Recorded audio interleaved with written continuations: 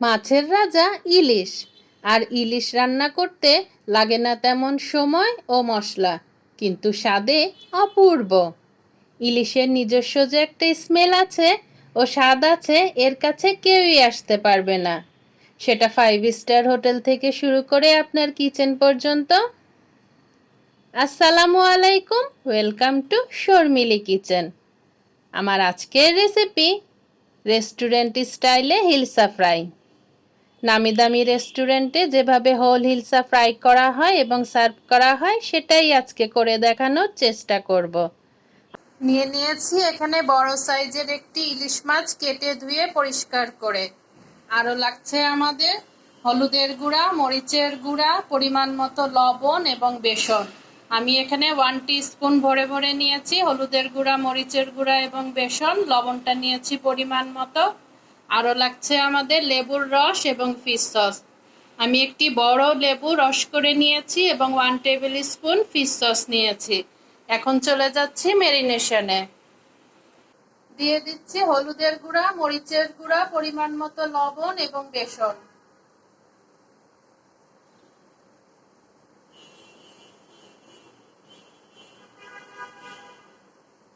হাতের সাহায্যে ভালো করে মেখে নিব, তারপরে 1 ঘন্টার জন্য ম্যারিনেট করে রেখে দেব। দিয়ে দিচ্ছি লেবুর রস, ফিশ সস। এখন পর্যন্ত যারা ভিডিওটি কন্টিনিউ করছেন, প্লিজ একটি লাইক দিয়ে দেবেন। নতুন বন্ধু হয়ে থাকলে সাবস্ক্রাইব। হাতের সাহায্যে মাছের দুপাশে ভালোভাবে মশলা মাখিয়ে নিয়েছি। যেহেতু ইলিশ মাছ, সেজন্য আমি অন্য কোনো মশলা ইউজ করিনি, এমনকি আমি আদা রসুনটাও দেইনি। ইলিশ মাছের পারফেক্ট টেস্ট পেতে হলে যতটা কম সম্ভব মশলা ইউজ করা যায় ততটাই ভালো। এখন 1 ঘন্টার জন্য ঢেকে রেস্টে রেখে দেব। চলে যাব নেক্সট স্টেপে। নিয়ে নিয়েছি একটি খালি পাত্র, আমরা একটা সস তৈরি করে নেব। দিয়ে দিচ্ছি 1 টেবিল চামচ চিনি, ভিনেগার 1 টেবিল চামচ, আর হাফ টেবিল চামচ নিয়েছি 1.5 টেবিল চামচ,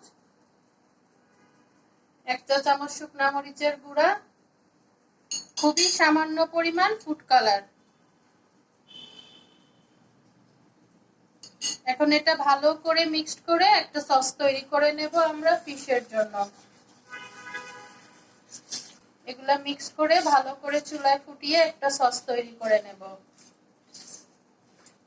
সসটা যখন ঘন হয়ে আসবে তখন আমরা কিছুটা টমেটো সস অ্যাড করে দেব। এখন দিলে টমেটো সসটা পুড়ে যাবে, আমরা চিনি মেল্ট হওয়ার পরে সসটা অ্যাড করব। সসটা ফুটে গিয়েছে, এ পর্যায়ে দিয়ে দেব টমেটো সস।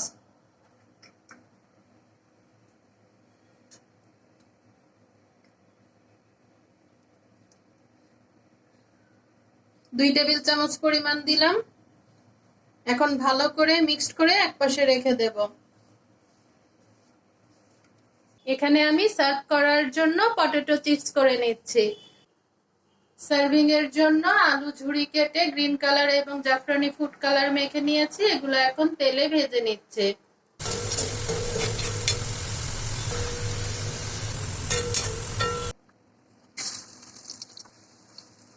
আমি আমার ভাজার সুবিধার জন্য মাথাটা আলাদা করে ভিতরটা ভালোভাবে পরিষ্কার করে নিয়েছি। এখন মিডিয়াম টু লো ফ্লেমে দুপাশটা ভালো করে ভেজে নেব।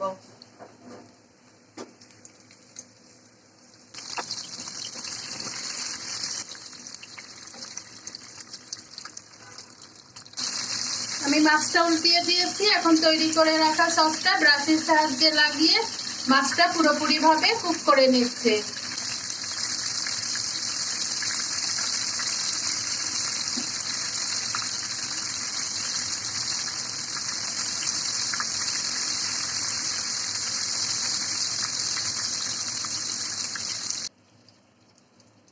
পুরো কাজটাই করতে হবে মিডিয়াম টু লো ফ্লেমে।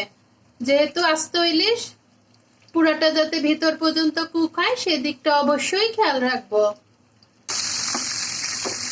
এই পর্যায়ে চুলার ফ্লেমটা একটু বাড়িয়ে দেব, তাহলে সুন্দর একটা বারবিকিউ ফ্লেভার আসবে। একে তো ইলিশের ফ্লেভার, তার উপর যদি থাকে এরকম সসের বারবিকিউ ফ্লেভার, ধুয়ে মিলে মিশে একাকার। তৈরি হয়ে গেল আমার রেস্টুরেন্ট স্টাইলে ফিশ ফ্রাই রেসিপি।